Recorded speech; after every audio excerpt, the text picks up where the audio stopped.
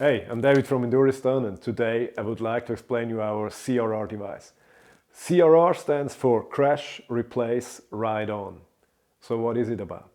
Saddlebags like our old Blzzard one usually have a lower strap. Now, of course, we all do our very best not to crash, but sometimes we still do. And if we crash really hard, there is a risk that this lower strap rips out. It happens to Blzzard ones, and it also happens to our competitors.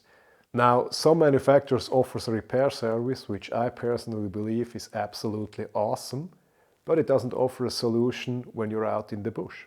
So what we believe is that you should have a solution to fix the problem right now.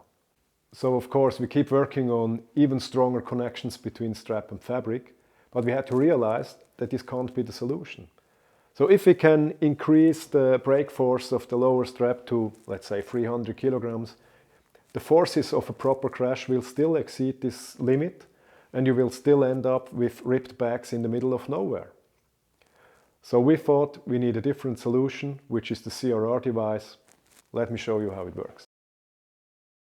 The CRR device consists of the housing and the brake piece. Both of them are made of fiberglass reinforced injection molded plastic.